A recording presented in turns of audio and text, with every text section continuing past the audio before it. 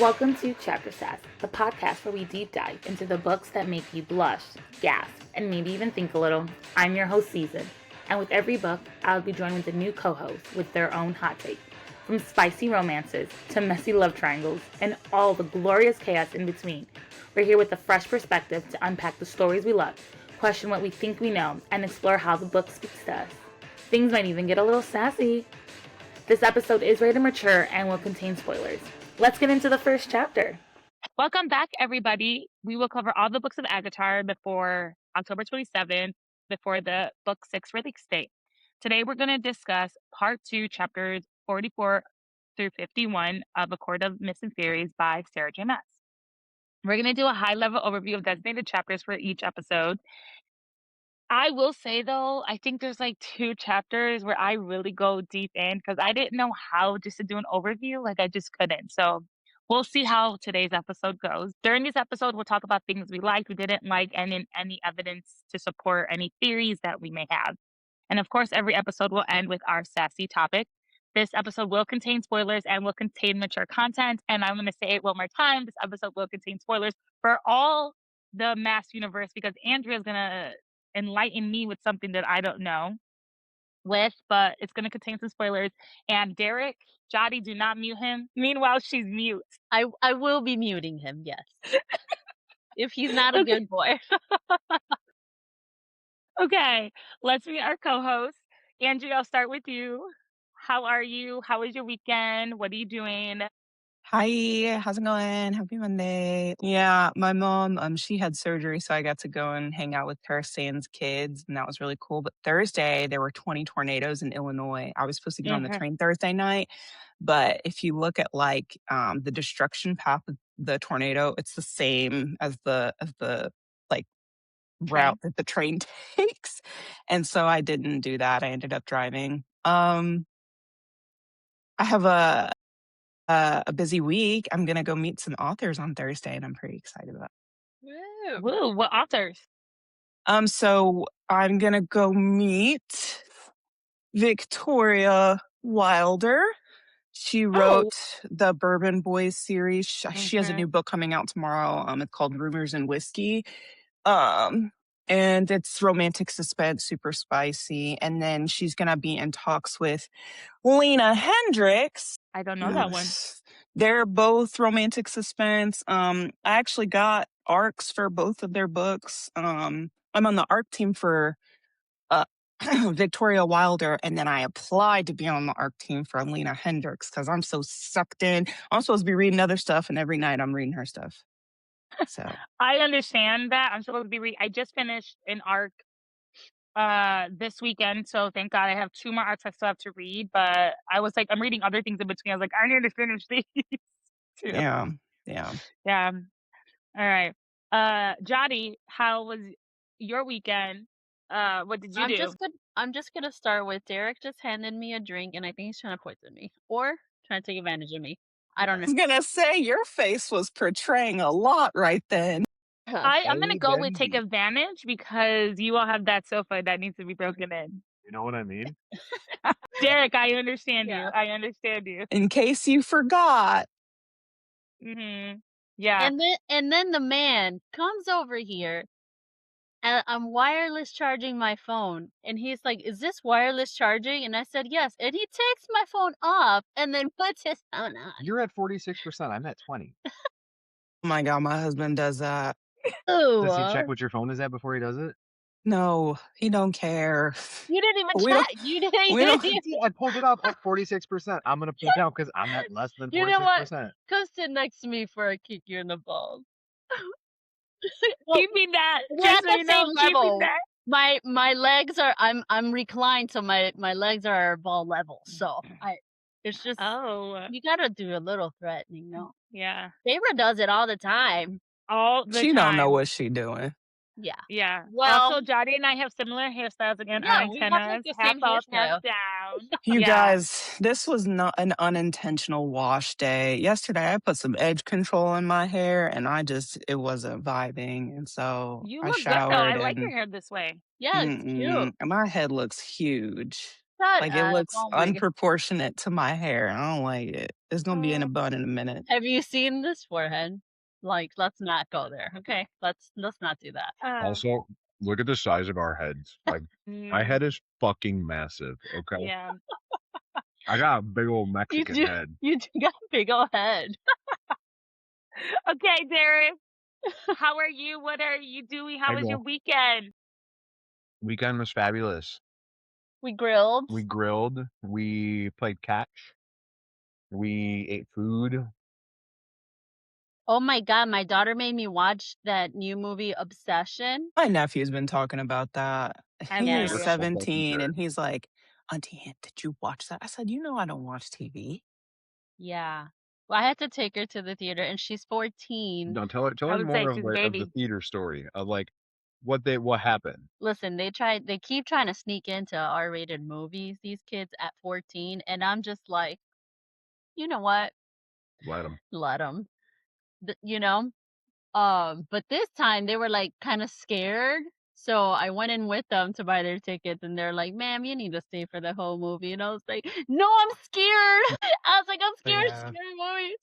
So I had Uh, to go and watch the damn movie and I was sitting all by myself, but it wasn't scary. It was actually really good. all right. Yeah. Yeah. Do you guys fuck with scary movies at all? No, I'm a baby. Hard pass. I can do suspenseful up to a point, and I can do gore. Like blood and guts don't scare me, but fuck a supernatural nun. Um, I mean, I things would. just jumping out. No. You know what? My brain did the same thing until I understood. So there we go. Yeah, fuck a supernatural nun. No, but like there's a there's like What did you mean You know nun? what Uh, I 'Cause I was meant? like, You yeah, know what I now, but meant? initially, uh, he was like, "Yeah, I would," and I'm like, "Yeah, would. that's where my brain went too." But okay. I love making her watch fucked up horror like Midsummer. No.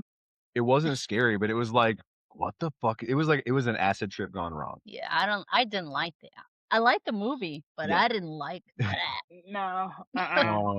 Anyways, so Yeah. Obsession, it feels like a like new genre horror of just like unbridled feminine rage, and I'm here for it. So like Pearl and X and Maxine, like these are all in that same genre, and I really am digging it. So I definitely got to see Obsession. I was Yeah, you would a little like it. bummed I didn't get to see it with her. I went to the farmers market yesterday. I got a ton of produce that I cooked, and I think it only cost me $160. Um, grilled it all yesterday. It was delicious. What what produce do you grill? I You got grilled like I the grilled bok purple. choy, Yeah, I was gonna say it's probably the broccoli, green peppers or something. Yeah. Man, I broccoli. feel so uncultured right now. It's okay. I'll come over. I'll cook for you. I have a chicken nugget and fries kid, Yeah. so I only get my vegetables when Derek comes over. And I Yeah. can agree to that because I can only take out Sophie to like Mexican restaurants because Yeah. Oh man, I that's need she's to gonna do eat. better. I'm like, what That's you all mean? she You grilling like lettuce or something? Seriously, like romaine. Yes. I've been doing this for her. It's fucking amazing. You take Mhm. romaine, split it in half long ways, and just put the flat on the grill. Oh, you want to drizzle some olive oil, some salt and pepper, Mhm. and then just put that face down on the grill and let it get like charred up and stuff. It's really good. Yeah, it was delicious. I Literally do that grilled in the lettuce. oven. But yeah. Yeah. Oh, do you in Yeah. the oven? Yeah, I do asparagus. I'll do like sweet potatoes, Oh, I Brussels love sprouts. Brussels sprouts. Cut hmm them up, I know throw that some one. olive oil, some salt and pepper, throw it in the oven, let it roast. It's good. Oh, Andrea, we're going over Jody and Derek's in there. Not down. Yeah, That's because my what it husband, he sounds like. feeds me I'll let like you guys sit sour on it cream before we and break it cream in. cheese and starch, and it's Ooh. all very fattening. Alrighty, Swap it out for I tablespoon. Nobody will know. have triplet goddaughters. They turned 15 in like 2.5 weeks, but their birthday is like a 4th of July weekend, so no one. It's really hard to get their friends and whatnot together. So we celebrated it this past weekend. They're 15. They're grown up. I know I saw those pictures and I was like, no, not the They're baby. grown up. Can roll their eyes. Can be snappy and give you attitude, and they did not do that when they were babies. Just hung out, did some reading and stuff on Sunday, and then I had like our old next door neighbor turned 40 in December, but it's winter and he wanted like an outside backyard extravaganza thing, so he had that Saturday night. So just played a whole bunch of games. A hemp coop champion. Anytime I played it on whatever team I was in, even if I came in last minute, my team won. So That's good to know. give me some drinks, and my aim is really good. Give me some drinks. Speaking of that, transition. What are you guys drinking? I Yeah. made myself spicy mango margarita because we get a little spice, but it's like sweet spice. And so I wanted to do sweet spice. Nice. Mm-hmm. More spice Derek. than any of the chapters we read this week. Okay, Derek, what are you drinking? Your orange? Mezcal and orange juice. Jada doesn't know this, but I took the last of the mezcal and I gave her tequila. I knew it tasted fucking crazy. Tequila's You good. should have seen her face. She was I like, was watching. I was like, this is all right. There's something wrong with this one. I'm gonna drink it anyways. No. Andrea, what are you drinking? I'm glad you asked. Here's a cup of Dr. Pepper, and I'm drinking a Chris Apple Bloom because I want to stay up all night, and I've got a protein drink and my water. And where's I the love handle it. Cuervo for later? Listen, if I need to take a shot, I will. I'm actually in good distance from here to the bottle to go grab and swig and put it back. But if it's here, it's too available. I also have extra of my. Is it in my coffee thing? Yes, Yeah. but I have That's extra margarita. Yeah, it's too available for these. We like to create things for why we need to drink, and so I have plenty of other stuff to drink. I got and I Gone. gotta stay love up it. all night. Love it. Understand. I will be in bed probably by 9:30. But anyways, Same. Okay, quick summary of where we've left off, everyone. So, Feyre is a newly made Fae at the Spring Court. Feyre is not doing well after her traumatic experience under the mountain. Tamlin, the High Lord of the Spring Court, believes in order to protect her, he needs to hold her captive. This does not work well for Feyre, and she's rescued by members of the Night Court. Feyre promises to keep the Night Court secret and is shown Valaris, a city kept a secret for 5,000 years. Feyre is finally starting to heal and work through some of her PTSD. She also starts to bond with the Night Court inner circle called the Court of Dreams. A lot happens while she's at the Night Court. She meets the Bone Carver who tells her war is coming. She steals back a ring from Rhys. She becomes an emissary for the Night Court and visits her sister in the human lands. Feyre, along with the Night Court, is trying to set up meetings, or they have met with the 6 mortal queens to ask for help. During this meeting, only 5 of the queens show up, and the queens confirm that they will only protect certain human lands. Feyre is invited to the summer court, and at the summer court, she gets half of. Wait, you need your shot, so we could do the book of breathing. See? For everyone who's listening, I got Andrea to go get her shot glass. We are terrible influences. I didn't fight it that hard. We know. or at all. Oh, a reason. Let me get up. She's like, oh man. Again. Oh no. Feyre steals the book, and this means that she now has a price on her head, Rhysand's head, and Amren's head. Feyre sends Tamlin a letter saying she is not coming back. Feyre starts to develop feelings for Rhysand. Feyre plays Rhysand's whore at the Court of Nightmares, so everyone knows she is now part of the Night Court. Feyre and Rhys get into a little argument because their feelings got hurt. Rhys is taking time to himself and is not responding to Feyre. And now it is time for Starfall. We start off at chapter 44, but I want Andrea's face, so I'm gonna wait 2 seconds. I missed the song. Gong, gong. Oh, And now we start for chapter 44. Dun dun dun. Yes! With that shot. Yes. Shot. And a fruit roll up. Oh. You know, Yeah. balance. It's called balance. Balance. Yeah. Yes. Sweet and So- You gotta healthy. cut the edge. Feyre's looking at herself in the mirror after Nuella and Caradwyn. Nuala and Caradwyn. that The dress little up race. Feyre for Starfall. Feyre realizes that her body's not like fuller. She's no longer like a skinny little stick figure because she's not puking every 10 seconds from her PTSD. Feyre thinks to herself that she looks like a fallen star. How appropriate. Leading up to this, Feyre has tried many times to talk to Rhys and apologize, but he has not communicated back. So Cassian is the one who takes Feyre to the House of Wind so they can celebrate Starfall. As Moore tells Feyre a little bit more about her past, Rhys finally shows up. Feyre is like, "Are you done ignoring me, punishing me?" And Rhys explains that he just needed time and that's why he wasn't being responsive. Feyre still has no idea what Starfall is, and Rhys tells her to look up, and at that exact moment, stars start to cascade across the sky like sparkles, think fireworks. The stars are moving and dancing in the sky. It's supposed to be a very beautiful thing. I'm thinking like the Northern Lights type of situation, like floating around. During this, Rhys and Feyre apologize to each other. And this is the first Starfall Rhys has experienced in 50 years because he was with Amarantha for the last 50 years, and Amarantha made Rhys service her every day, like on Starfall, because she knew how much that day meant to Rhys. And I would love to get a POV of his book of just what happened under the mountain. I really don't need anything else because we get it. I don't need a double that.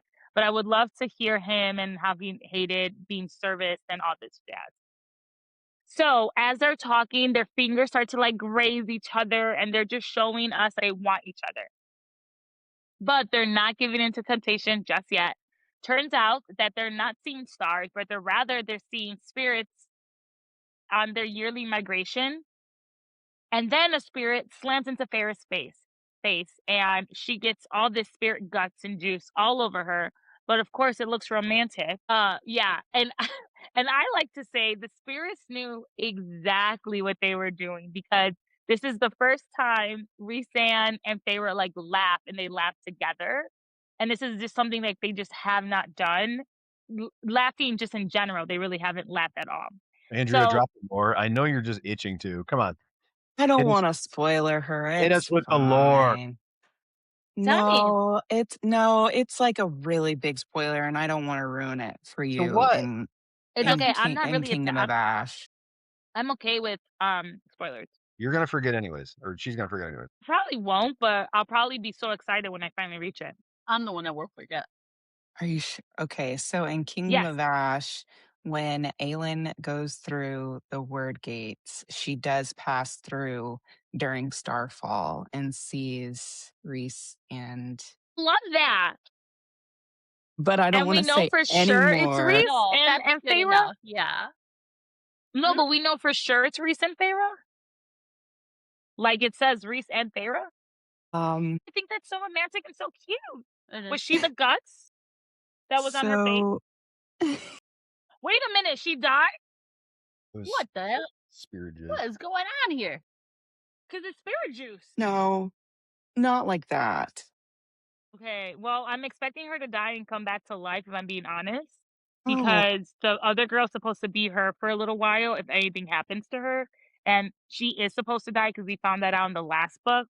That, like, she has to die to do everything, but I don't see Rowan not bringing her back to life. I just don't want to say too much. I found the line earlier. Oh, maybe here.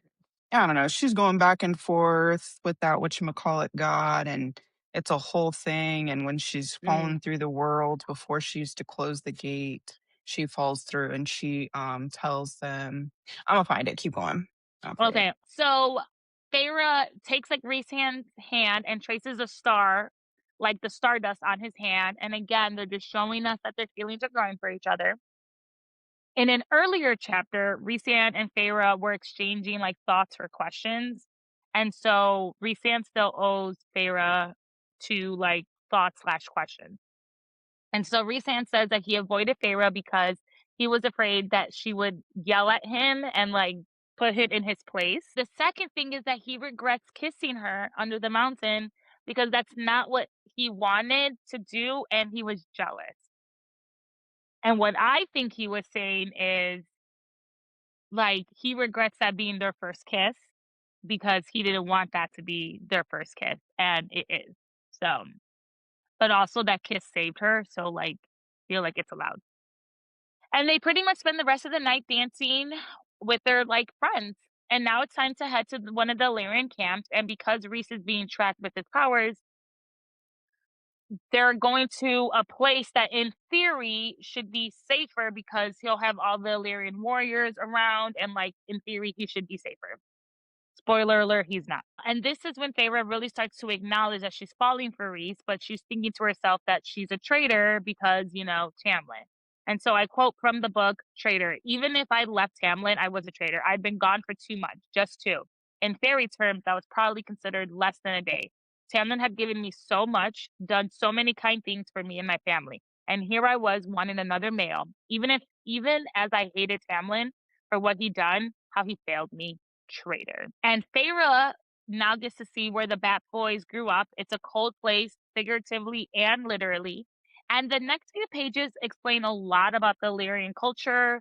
I'm gonna breeze over it quickly because we get so much of it again in Silver Flame. So there's no point in like doing it twice. At these camps, Rhys is trying to get like a female unit like up and running where the ladies can be taught to fight. Because remember, Illyrian men do not think highly of their females, and it's a challenge. That does open up the pathway for Silver Flame. Rhys and Feyre are now flying into like a clearing, like away from everybody else, so that Feyre can practice her magic. And during this practice, we learn about the blood right and the truth behind Rhys and Tamlin's feud. The blood right, gonna give a little bit information because essentially it's Silver Flame's plot. So, but the blood right is where every Illyrian must pass in order to become a true warrior. So you're pretty much partaking. If you're partaking in the blood right, you're like dropped off into like the mountains with no supplies, no magic except for like what you have on your back, and you need to be able to cross the mountain. Uh, and meanwhile, while this is going on, everyone is killing each other. Like you don't really have friends. During Cassian, Azriel, and Rhys's blood right, they were all separated, but they found each other. They helped each other, and they made sure all 3 of them crossed the finish line. Again, more on this and when we talk on Silver Flame. But now we get to the juicy gossip and we find out how Tamlin and Rhys's family died. Turns out Rhys and Tamlin were friends a long time ago. Tamlin was different from his dad and brothers, and Rhys taught him a few things and liked that he wasn't necessarily as evil as his brothers and father. Well, Tamlin's dad did not like Rhys's dad or Rhys and didn't like that his son was hanging out with Rhys. So one day, Rhys's mom and sister were headed to the camp that Rhys was supposed to be at, but Rhys got caught up doing training, so he didn't meet his mother and sister. Tamlin knew where the camp was and where they would be at, so Tamlin, his father, and brothers went to the camp, killed Rhys's mom and sister, kept their wings as trophy, chopped off their head, put it in the river, sent it upstream, if that is how rivers go, because I'm not sure if that is how it goes, upstream or downstream, one of the streams.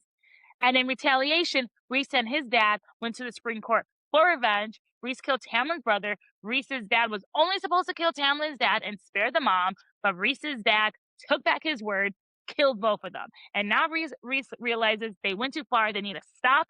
But Rhys is trying to stop his dad. His dad is like, no. But then they're now in front of Tamlin's door. Tamlin opens the door, realizes what the fuck's going on, kills Rhys's dad. And then, to stop all the violence, Rhys whittles away. And so we went from friends to enemies real fast. That's how this friendship went. And now they're fighting over the same girl. So, just the history that they have. Feyre asked, like, why didn't Rhys tell her sooner about this? And Rhys says he didn't want her to think he was trying to turn her against Tamlin. AKA, he wanted Feyre to come to her own conclusions about Tamlin, which I respect. Then we get into this little encounter. They're flirting back and forth, and Feyre's like, I want to paint you. And Rhys says, nude is best. Also, she already seen him, so she could just paint it. The next day, Rhys takes Feyre into the forest again to practice her magic, and they're far from the camp. As Feyre practices, she walks away from Rhys, and who shows up? Lucien and some Spring Court Sentinels, and they have Feyre surrounded. So again, Feyre is separated from Rhys, and stupid Lucien says, this idiot, we've been hunting you for over 2 months. Someone tipped them off that Feyre was here, and they found her. Lucien is like, we need to get out of here. Tamlin's not being himself. And Feyre's like, wait, fuck, hunting? Like, I'm prey? Feyre's like, no. Lucien's like, Feyre, let's go. And Feyre responds with, that's not being my home the day you let him lock me in. Mic drop. But Feyre's like, nope. She still got more shit to say. So Feyre realizes now that if Lucien like touches her, he'll be able to like whittle her away. And so Lucien says they're sorry, they've all made mistakes. And again, he's trying to outstretch his hand, and Feyre's like, you like she's thinking herself, like, you cannot touch me. And then she does say out loud, don't touch me. And Lucien says, you don't understand the mess we're in, Feyre. We need you to come home now. And I think this might be some foreshadowing that I missed the first time, because I'm assuming this is Lucien's way of saying, Tamlin is making some stupid deals with the King of Hybern, and we need to get you back as quickly as possible so you can stop making these deals. But I don't know if that's what he's doing, but I feel like that's maybe what he's doing. Then Lucien gets close enough, and right as he touches Feyre, she turns to mist and like slows down time, and she like gets past him, and she gets to Rhys's side. And then Rhys uses his magic, so he's not allowed to like use his magic because that's how he's being tracked, but he uses magic to hide his wings, and again he's being hunted, so dun, spoiler alert, that wasn't a good idea. Lucien is now like, what have you done, Rhys? Like, Feyre, we need to go. And Feyre's like, don't come fucking looking for me again. Lucien is like, you don't just give up when shit gets bad. And that, ladies and gentlemen, was the wrong thing to say to Feyre. Because Feyre lets him have it, and she yells at Lucien, and she's like, you gave up on me. You are my friend too, and you gave up on me. You let him do that. I begged you to let me get out of the house, even for a few hours, and you left me there. And Lucien is like, the Night Court's any better, but to Lucien's defense, he only knows the rumor bad side of the Night Court. He doesn't know the good side that, you know, is there. And Feyre says, and I quote, when you spend so long trapped in the darkness, Lucien, you find that the darkness begins to stare back. Tell Tamlin, if he sends anyone else into these lands, I will hunt each and every one of you down. I will demonstrate exactly what the darkness taught me. Boom, Feyre, you go, your bad self. And then she says this as she's using her powers, and she's using her powers to grow wings, her Illyrian wings. So now she like looks like she's like, you know, really part of the Night Court. She's Illyrian. And you know Rhys is so proud of her. Lucien and the Sentinels leave, and Rhys then uses his magic again to give himself back the wings that he like hid. And Rhys tells Feyre, you look good with wings, girl. Anything before we get into the inn, because we're about to go there. No, to quote Andrea, Lucien is trash. Right. They fly into a nearby inn while I pour myself extra, where there's only one room available. They're wet because it's raining, and they're cold. So the next chapter has some spicy elements, and I don't really know how to portray these spicy elements. As I was told from my guest last week, I'm vanilla. I'm going to keep telling you guys that. Don't worry. Derek will translate for you. Not a problem. Exactly. Okay, perfect. So I'm going to be quoting a lot from the book, but my guests, all three of you are welcome to jump in at any time. And, you know, be more detailed than me. Tell me how you feel, all that type of jazz. Okay. And so Feyre says, and I quote, you can't risk using your magic because they're cold. Sorry, let's go back. So they're cold and they're wet. And normally they would just use their magic to like make themselves dry and put on, you know, warm up and give themselves dry clothes. And Feyre says, you can't use your magic, so we'll have to warm each other with body heat. And then to break the tension, Feyre's like, I'm hungry. And yeah, girl, she's hungry, but not for food. But anyways, Thirsty. She's thirsty. she's thirsty. Yes. Feyre is looking at Rhys and she sees the painting that she's going to call Death on Swift Rings. And she says that kind of through the bond. And Rhys says, and I quote, "I love it when you look at me like that. Like my power isn't something to run from. Like you see me." And it's like, oh, again, Feyre's hungry, but not for food. She's thirsty, as Derek said. Rhys leaves to go get some food, and this allows Feyre to change into warm clothes. But Feyre thinks to herself as she's changing, Tamlin chose to ignore the letter, and Lucien would have taken me against my will. But then she does say, Fae men are feral, but in the spring court, there's something else. And I do think this is important to like hone in on, and we can do it later. We won't do it right now. But I think this also separates Lucien a little bit from Tamlin, even though Lucien fucked up majorly in this because he did cross boundaries. I do think like her saying that like all Fae men are, you know, protective or whatnot, but like the Spring Court was something else. I just think because Lucian's not originally from the Spring Court, so that's something he would have been taught from Tamlin. But again, we get into that later. Anyways, Feyre then starts to think if Rhysand had done what Tamlin did to her, casting her Azure would have gotten her out. But she knows that like Rhys would have never have done that to her. Rhys comes back with food, and now it's time for him to change. So Feyre looks away. I personally already saw everything, so I would have just continued to keep looking. You know what I mean? But I guess Feyre has more class than I do. Eat while watching dinner and a show. You know, Dinner bring show, out some yes, Pringles, throw them at him. yes. There's that boy. Oh, yes, I love it. Let's see them So wings.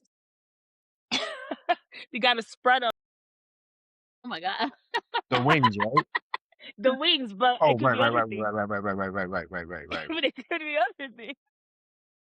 As they eat, Feyre asks, like, "Did you think I would go with him?" And Rhysand says, and I quote, "I heard everything that you said, and I knew you could take care of yourself. If you took his hand, I would live with it. If he grabbed you, I would have torn the world apart to get you back, because of pretty much you are mine." Feyre admits that if Lucien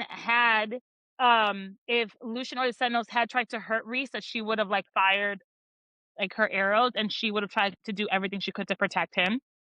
So now they agree to tell each other what they're thinking again. So they're playing their little game. And Rhys says, and I quote, "I'm thinking that I look at you and I feel like I'm dying. Like I can't breathe. I'm thinking that I want you so badly that I cannot concentrate half the time I'm around you. And this room is too small for me to properly bed you, especially with these wings." And it's like, oh, the first time I'm reading, I was like, you know, rooting for them, but I also just wanted them to fuck. And my second reread as this, I still just want them to fuck because there's room. There's room. They can figure it out. There's different positions. You know what I mean? Yeah. Well, she's used to being fucked in a barn on hay, so I'm sure this is a step up. So like they could have made it work.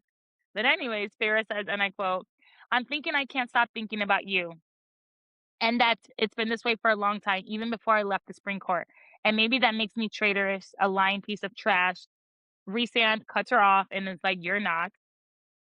But I also think this shows just like the lack of friends Feyre has, because I feel like Jotty, you would have been like, "You're not trash."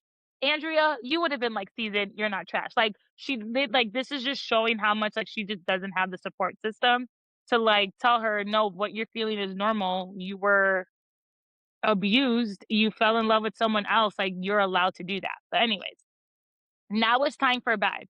Feyre is shivering because her hair is wet, so Rhysand cuddles with her and wraps her like in his wings, and he says, "No expectation, just body heat." While Feyre is feeling all kinds of things, aka horniness, she starts to touch his wings. She starts to touch his wings, and he's like, "Oh, that's sensitive." And remember, this could possibly bring a male or a fae like to completion. And so she starts to like move closer to Rhys, and to her surprise, there's something bumping her in the back. And now she's like, okay, she's trying to give him all the access so he can rub and feel up all against her. And Feyre's like thinking to herself, she just wants more. Rhysand has his hands like on her like pants waistline, and Rhysand like, what do you want, Feyre? And she's like, I need a distraction. I just want to have some fun. And Rhys then says, then allow me the pleasure of distracting you. And then they go full on, I'm going to feel everything.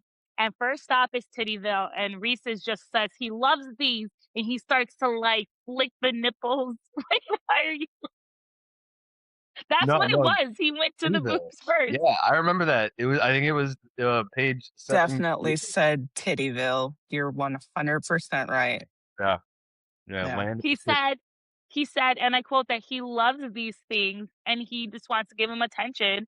And so he's like flicking the nipple, and she can now feel his magic glory hard as a rock on the back of her. And she's trying to like turn around so she can touch him. And Rhys is like, I want to touch you first. Just let me touch you. And she's like, okay, go ahead. And so now he's inching his way into her pants and she's begging him now. And he can feel the evidence that she has left him. And she's just like, she is just thinking. And now she is begging him. And finally he slides in a finger. It's about fucking time. Then she turns her head and she kisses him. And another finger goes in. She comes undone. Rhys tells her, this recap is wild. And then another finger. But wait, there's more. There's another digit. She sliding into the 2 knuckles this time. And she shatters. She shatters so hard. And Rhys says he wanted to do that for a long time. And what he wanted was to taste her even more, grabs his hand and licks his fingers. Just like Feyre that. is like, my turn. Magic Mike style. Whoa! Yes. No. Feyre's No, Susan, no. Much sexier than that. No, Susan. We're gonna let me do me. That's why I have you guys here. I think next episode I'd like to petition that we all get to participate in telling the sexy time stories. That's all. Love for that. Yeah, just send me a script. As long as it doesn't say ooh la la, I'm all in. Johnny's gonna mute me the whole time. Or horniness. It's my favorite. She is horny. She is. Oh we gotta take a shot every time she says horniness. I am now gonna put that into the script even more now. Yeah, God. I love that rule. I love that rule. I like horniness. What sparkles? It's very Elle Woods. Horniness. And snap. Anyway. Bend over and snap. Okay, back to this. And Feyre's like, my turn. And I'm like, yes, girl. But Rhys says he's going to keep his blue balls. And he's like, and I quote, when you lick me, I want to be alone, far away from everyone. Because when you lick me, Feyre, I'm going to let myself roar loud enough to bring down these mountains. And when I lick you, I want you splayed out on the table as my own personal feast. Foreshadowing. So yes. You it did a felt great a job. little bit like it was written by a 15-year-old boy. What? No, I don't think so. I disagree with that statement. Hold on. Let me clear this up. It sounds like it was written by a 15-year-old Derek. I've never felt so called out. Rhys also says, I've had a long, long time to think about how and where I want you. I have no intention of doing it in one night or in a room where I can't fuck you against the wall.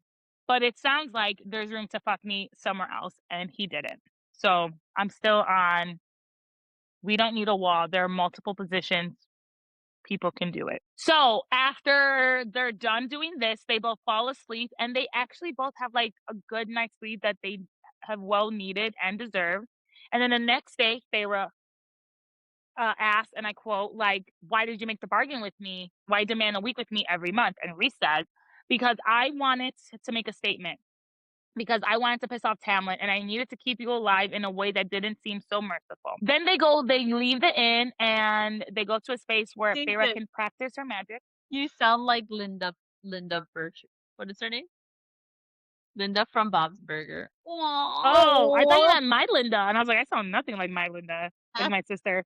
You're like, oh, that's so sweet. Oh my God, they're so sweet. They're full of horniness. How sweet. Oh my God, are you on your way to Tittyville too? Oh gosh.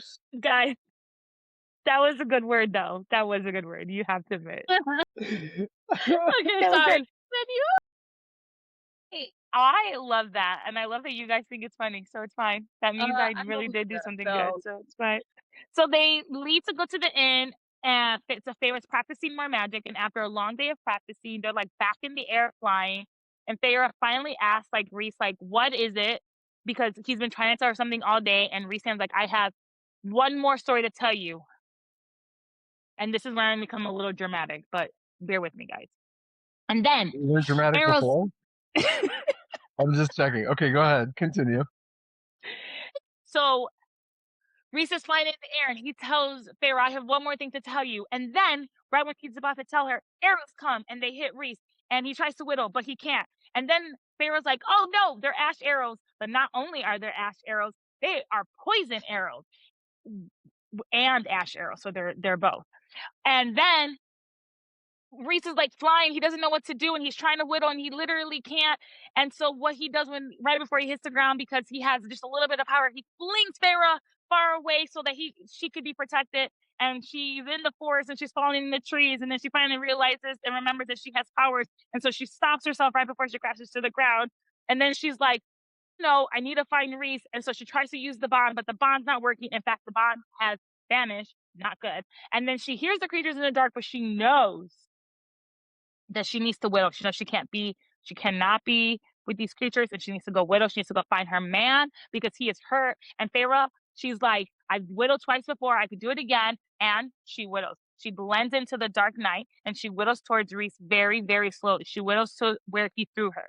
So she finds an ash arrow and she keeps it. This is very important. She keeps all the ash arrows. And then she starts trying to find more, and then she finds more ash arrows, and then she sees all these ash arrows, and it was clearly an ambush. But then she takes all the ash arrows and she puts them in her little like quiver pack, and then she uses her hunting skills because thank God we use something from the human world that we've had. And she's like, oh, I'm gonna track Rhys, and so she starts to smell him. And so they go up this trail, but then this trail has a fork in the road, and she's like, oh shit. And the people who took Rhys thought about this, and they took his clothes off, and they also, oh God, come on, you can do this. And they like put it so it would throw off the scent, but they didn't shower in the morning because they were in a disgusting inn. So Feyre's like, I smell him and me. I smell me on him. And so she follows her scent because that is where she's gonna find Rhys. And then they head to like this Illyrian mountain where Rhys has just been dragging to, and Feyre is pissed. And she tells herself, if he is dead, they will pay. And her protectiveness comes out, and now she's starting to feel that for her mate, even though she doesn't know if they're mates just yet. And then she like finds the cave where they're keeping Rhys, and so she goes in and she hears whipping sound, and not the whipping that we want in the bedroom. It's like, but it's hurtful because his back is all fucked up, guys. But then she's like, I gotta have a plan. So she takes the poison ash arrows and she makes a little contraption where both arrows are on the side, and she makes a few of those, and she whittles into the cave very sneakily, and she sees Rhys bleeding. His back is all tore up, and he's hanging from these terrible chains, and he still has arrows in his wings. And now she's pissed. She's like, there is blood on this ground from my man, and I am going to make sure every single person bleeds for the amount of blood that is on this ground. And so she whittles in front of each of the guards and slashes their throat with the poison ash arrow. And then she kills them all. And then she quickly goes back to her man, to Rhys, and she removes the chains. And these chains, they felt wrong. They felt cold. She doesn't know what's up with these chains, but she knows that they are bad. So Rhys kind of opens his eyes. He's barely doing that, and he's definitely not strong enough. She's like, I need for you to whittle us out of here. And he's like, hello? Back slashed open, arrows in my wings. I can't, Feyre. And Feyre's like, fuck. So she starts just whittling mile at a time until they get to another cave that's kind of safe. And Rhys is too weak to do anything. And now she has to take out the arrows. She has to take out the 7 arrows out of his wing, but she has to cut them and like pull them out because like she can't like splinter them, so it hurts the wing. And so Feyre's like, I need to distract them. How am I going to distract them during this long, painful process? And so then Feyre says, when I was 17, Elaine brought me some paint. This is a point. I'm going to stop here really quickly and go, this is just a little point in my theory that Elaine does love her sisters, but she also works the system to her advantage. Back to my super dramaticness. And the 3 sisters shared a dresser, and each of them had a drawer in a dresser. And Feyre painted flowers for Elaine, and Nessa had flames. And Feyre says, and I quote, I painted flames for her. She was always angry, always burning. I think she and Amryn would be best friends. She's the devil. That's not what it says, but I love it. Let's insert that there. I think she will like Valaris despite herself. I think Elaine will probably like it too. Although she'll probably cling to Azriel to have some peace and quiet. Dun, foreshadowing. But I think that really means they're going to be friends and not lovers because everyone's trying to ship them, and that's not what that means. I think that just means Azriel needs a friend that's not Cassian or Rhys, and Elaine was going to be that friend. So then Feyre says to herself, I painted she says out, I'm sorry, she didn't say it to herself. She says, I painted the night sky, the stars, the moon, the endless sky. And then she says, I never knew why. I rarely went outside. I wonder if some part of me knew what was waiting for me. I wonder if in my despair and hopelessness, I was truly never alone. I wonder if I was looking for this place, looking for you all, because she has to include the rest of the night court in that. That hits your heart, everybody. And Rhys tells her, you saved me, and explains that it was Hybern's men that came and they had these ancient chains and it like nullified his powers. But Rhys passes out and says, I was looking for you too. The next morning, Rhys is not doing any better. In fact, he is much worse. That poison is still inside of him. Feyre does not have enough energy to whittle back to camp. Rhys is burning up. He's not really responsive. Feyre won't risk losing him. She's like, I just can't. So she bundles Rhys up. She kisses him on his brow. She grabs her cloak and heads into the river to set a trap. And she catches the cereal. And Feyre's like, I got some questions. And the cereal's like, nope, you got two. Question 1, what's the poison? Answer, bloodbane. Next question, where do I find the cure? Answer, in the forest. And Feyre's like, bitch, I don't got time for this. Don't be cryptic. Yep, exactly how I read it. Okay, yeah. We're in the forest. And the cereal goes, your blood. Give him your blood, Cursebreaker. It is rich with the healing gift of the High Lord of Dawn. It shall spare him from the blood's bane's wrath. And Feyre's like, well, how much blood? And the answer is just a few mouthfuls. And some flowers and eat these flowers. Not yet, actually, because then Feyre thinks to herself, oh, this is the same one from the spring court. He purposely got captured. So he was trying to help her. It knew Feyre needed its help, and so it was there. And then it says, if you wish to speed your mate's healing, in addition to your blood, a pink-flowered weed sprouts by the river. Make him chew it. And Feyre's like, hold up, wait a minute. Excuse me? And she's like, repeat yourself right now. And the cereal's like, oh, wait, you didn't know? And it's like, of course, motherfucker, she didn't know. You know because you're telling her the shit she doesn't know, so you know she didn't know. But anyways, the cereal says, and I quote, High Lord, the High Lord of the Night Court is your mate. And now everything clicks into place, and Feyre's like, oh my God, what's going on? And I'm taking this from the book. And it said, Rhys was my mate, not my lover, not my husband. But more than that, a bond so deep, so permanent that it was honored over all others. Rare, cherished, not Tamlin's mate, Rhys. He was like, because she's remembering all the times he said certain things, and he was like, I'm jealous, I'm pissed off, you're mine. And she's like, oh, because he's my mate. And Feyre is asking all the right questions. And then she asks, does Rhys know? And the answer is yes. And Feyre's like, how long? And then the cereal starts to answer, and she's like, stop. Rhys can tell me. And I'm like, girl, you got way more patience than I do, because let me tell you, I would have been like, tell me everything right here and now. But she doesn't get anything. She's like, I can wait for that answer. So now Feyre's confused because she's like, oh, mates are equal. And the cereal says, and I quote, he's the most powerful High Lord to ever walk this earth. You are new. You are made of all 7 High Lords, unlike anything. Are you two not similar in that way? Are you two not matched? And it's like, duh, Feyre, duh. But now Feyre's pissed because he knew it and he kept it from her. And now she's like, fine. So she goes, finds this fucking flower, and she goes into the cave. She throws it at Rhys. She's like, eat this. And she's pissed. And then she cuts her arm, and it tells him to drink her blood. He doesn't right away. That's not good enough for her. So she grabs his mouth and puts it onto her arm, and she's like, suck. And he sucks. And when she's like, he's had 3, she's like, looking at my notes because I passed it. She's like, how long have you known I'm your mate? And Rhys is like, deer in headlights. In fact, she's like, I'm going to ask these questions. You don't get to ask any questions. And so he tries to like ask some questions, and she's like, no, just answer. You don't get to It's ask shut the questions. fuck And up. so that is right. And so then Rhys says, and I quote, I suspected for a while. I knew for certain when Amarantha was killing you. And when we stood on the balcony under the mountain right after we were freed, I felt it snap into place. I think it was when you were made. It heightened the smell of the bond. I looked I looked at you, and then the strength just hit me like a blow. And then remember, he got all wide-eyed and it doesn't say this, but he gasped. I have it written down in the first one, and then he vanished. And then Faye was like, that was over a year and a half ago, and you didn't say anything, motherfucker. And of course, she's like, were you gonna tell me? And Rhys was like, I don't know. I wanted to yesterday, or whenever you notice it was more than just a bargain between us. I hope that you might realize it when I took you to bed, Anne. And Farrah cuts him off, and she was like, do the others know? And apparently, Amrit and Moore do, as we're on Cassian says that.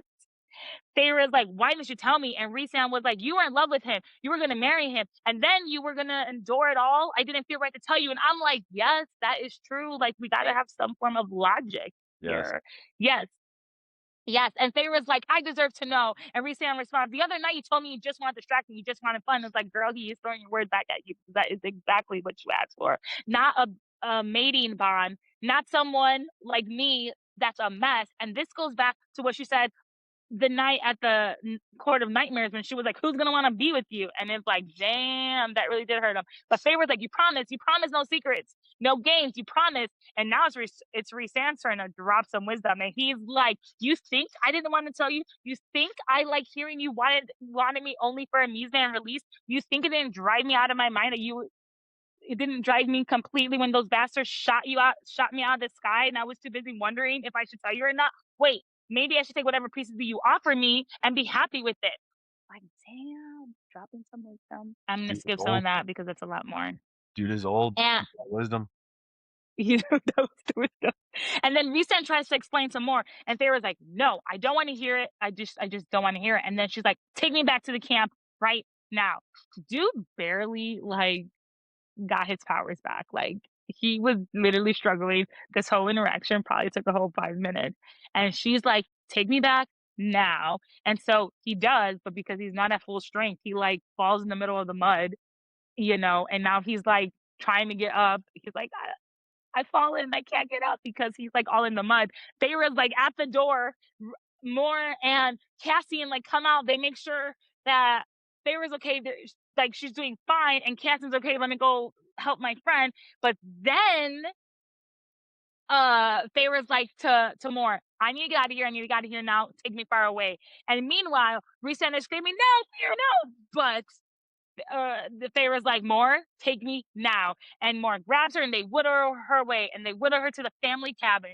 And Moore explains that no one can whittle beyond a certain point without the family's permission, and you are allowed. And then Feyre says and looks at her, oh, is this because of the mating bond? AKA, you didn't tell me either.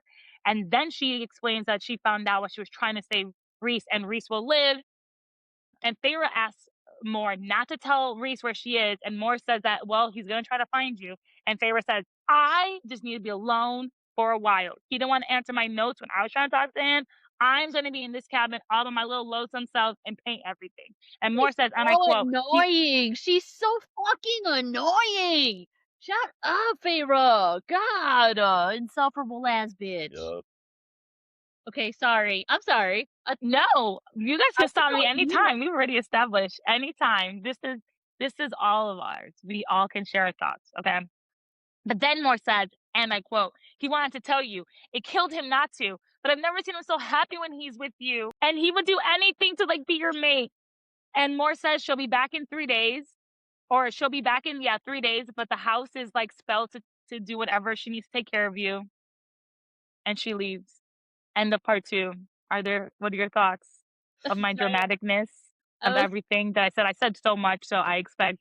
No, yeah, this totally felt like when Kevin Hart was telling his story about how whatchamacallit was real drunk in the club, and she was like, I got $3. We gonna put some regular, and the whole story is felt very adjacent to this. He did an excellent job. Excellent job. And Thank you. I almost need more of it. Yeah. We need more. We need this as a segment within each podcast. Yeah. Rapid fire drama. Drama reading, speed run. reading, Buckle in, folks. We're gonna go for a ride. And I'm seriously like, oh, Oh. yeah. It did what? It only really works when there's like a war scene. It doesn't really work if there's not like a war or battle scene. You know what? I think you can make it work. Yeah. I absolutely think that you could like through the wedding of Yeah. Tamlin and fucking Feyre. Ianthe. Yeah. And then Ianthe was backing up like the little bitch that she is, right? And then, yes, of course you can. Yes. And then there's fucking red flowers everywhere. Bitch, I said no motherfucking red flowers out. Yeah, you can do it. I believe in you. Not us Thanks. I hope I restructuring the whole podcast to fit this I love it. chaotic energy. Yes. I hope all our listeners liked it too. Oh, shoot. Or Chicago's know- showing, by the way. Yeah. Yeah, sorry about that. So you guys are gonna help me with chapter 55 because I've read it twice already. So like help myself try to get like in this mood of how I can pull certain things out. And I mean, they do it on the table, they do it in the bed, they do it from behind, they do it in the We can do it on the shower, both in of the us. shower. If He anyone, eats her out on the table. Yeah, it's all types of things, you know. Yeah, just wait to Silver Flame, guys. Just wait to Silver Flame. yeah. So Well, we can do our sassy topic. let's go. You did a great job. You did a great job. Oh, thank you. Oh, no. Again, it's like a participation trophy. I love it. Sassy question. What would you have done if you were Rhys? Fucked her. Sorry. I mean, I equally said that. There were multiple ways I could have fucked. Yeah, 100%. Like, absolutely would have boned a lot. Yeah. What do you mean? What? When? Yeah, but In the end, when he's like, the room was too small. If you can When the stand, end- the no, room's not too he's a- small. And he he's could a- stand. Yeah, he was trash. He like I don't know. He'd do it or like sleep on the floor. I don't know. You gotta go all in. He was just like, Mhm. you know what? I changed my answer. Okay, what's your answer? I do change my answer because, okay, he gave her some sort of pleasure because that's what she asked for, right? But me being Sans and me being in love with her because he is, and her being my mate, I would want the first time to be special. So with consent, it not that it wasn't without consent or whatever, but with consent, knowing that you are my mate. You know, so instead of you guys just fucking just to fuck, like we're not gonna fuck. We're gonna make, if we're gonna fuck for the first time, we're gonna make love. And then we're going to. What was our first time special? Somebody has muted my internal mic. I think I'm with Derek on this one because you can fuck and you can still make love later. Like I understand. the two are not. Well, the two don't need to go together. We're human beings, you know. Like No, they're not human beings. They're fake, actually. No, you, us. We are okay, human us, beings. okay. You and me, baby, ain't nothing but mammals. You know what I'm saying? Mm-hmm, But they have this crazy bond. Like this is a mating bond. They are together for fucking ebbs, you know. So it's kind of like, to them, it's probably more for him.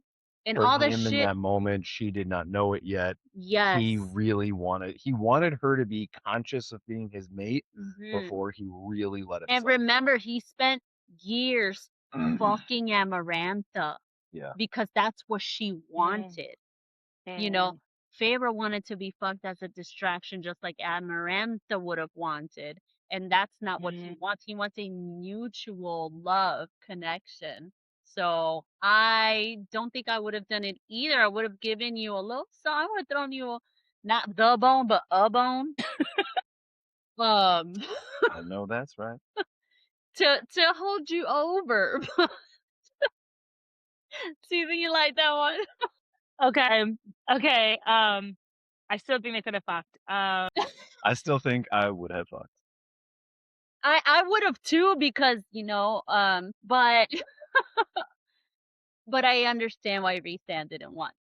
Okay, next question. Would you have kept it from Feyre? Like kept the fact that you were mates? Yes. No, I can't keep a secret for shit. 'Cause The you moment I find something out, I'm like, "Oh my god, did you hear?" you are a gossip girl for sure, I'm a but chismosa. I'm no better than the cereal. no, you're not. You're really not. That's Oh my God. hilarious. If each of Okay, us, Andrea, would you have told I Farah? don't know. I think that Rhys had to really come to terms with what the hell the mating bond was, Mm. and in that it was her and the circumstances. Like he had to come to grips with like what it meant for him when she was with Tamlin, and up until this point, like you guys made the point of like he was forced to do this by Amarantha. He had to really like search what having a mate even meant. No, the yeah, me, yeah, I would have told her straight up. Like, listen, we're supposed to be together forever and ever. So I'm gonna need you to figure that out. I'll come get you in a couple weeks and we can sort that out. Like, that's the type of person I Well, so I'm with Rhys, and I don't think I think that's something she needs to figure out for herself. Like, I think if this is Yeah. a mating bond, that's something you need to figure out. Like, I would have fucked her if I was Rhys, like, in the end. I think that was fine. But I wouldn't have told her. I would have wanted her to come to her own conclusion. Like, I don't even think I would have told her, like, he was said he was going to tell her, like, when they were flying. I really think that was something she would have had to have come to at some form of her own conclusion. Because you want someone to, like, want you back. You don't want someone to want you because you told them that you're my mate or whatever. So And I would have given her personally kept history, it. given her Yeah. history, she's always had to do things against her will. Mhm. So it's like he's So trying I to would have give her kept it, that, what is but I would have that, fucked. autonomy? Or he's just trying to give her like you do this. This is your choice. You know, it's is Mhm. it always been always I yeah, think that there's an argument of informed agency mm, and withholding information from her. is it always the guy that Yeah. knows that it's the mating bond? Like, are they always the ones that know that it's that, like, You'd why be doesn't asked she to feel it and he does? I think in this case, especially with Feyre and then um her sister with Nesta later, I think it's just because they weren't born Fae, like they didn't know all this. But I think like more would feel a mating bond right away. I think I don't know if More is gonna have one. I do think she'll end up with Emery or whatever her name is. I don't know if they're gonna be like mates. I think if she had it, she would have felt it. And I think like if Gwen, like I don't know if Gwen and Azra are gonna be mates because the thing that I love about fantasy, where it's like mates are so hard to like find, very rare. They're all fucking mates. So how hard is it really? Right. Um, With the so librarian, like you know what I mean? yeah, like also like all the sisters have a mate. Like you know what I mean? It's just like I don't know if Gwen and Azra are gonna be like mates, but like I think if they were, like she would be able to pick up on it. I think it's just harder for Feyre and Nessa because they were made, so they didn't have 500 years to like feel this or figure it out or whatever. I do think Elaine will be different because she could see the future, but yeah. so convinced. I love that. But I you know like I what said, I feel? I feel like this whole the men always know about the mating bond before the woman is like a trope within itself because yeah. it's just kind of like it's just a trope Mhm. within itself. Like we want them to want us, and Yeah, so that's it's a like little bit. the Grey's Anatomy. It's like love me, choose me. What was Choose it? Pick me, me. pick me. Yeah, whatever. It's that. She's so stupid. Look at Derek. She Have was you so seen Grey's dumb. Anatomy? Do you know what I'm talking about? Oh yeah, Yeah, Meredith was a pick me for real. he was so annoying. Bleh. Yeah, Okay, and she well, needed a burger. I love this actually because we went pretty fast. I actually love short episodes, guys. This is a short episode. I actually love it. Next week we enter part 3 and we get chapter 55. So everyone who's listening, I will do my dramatic, super sparkly ness, and Andrea, Derek, and Jotty can correct me and do their own little spiel. I'm gonna love this, guys. I actually am gonna love this very much. I'm gonna have So next week I'm gonna have just a plain spicy margarita because no like sweetness, and I'm gonna be here. I'm gonna sit and watch you guys. It's gonna be. I'm actually really excited for this. We're I gonna- have to do the notes Spicy this weekend. Yeah, we're gonna have horniness, Horniness. and then we're Is- gonna. Are we gonna add that to a shirt too with his magic glory? You guys No, have to Run say out of magic glory. room. Magic glory with the wand and the donut, and Yeah. then fiddle while you twerk. And then what was the other one? There was something else. Run whatever. out of room on the shirt, you guys. Yeah, there's Yeah. too many. Okay, well, that's all the time we have for you guys. So bye everyone. Bye.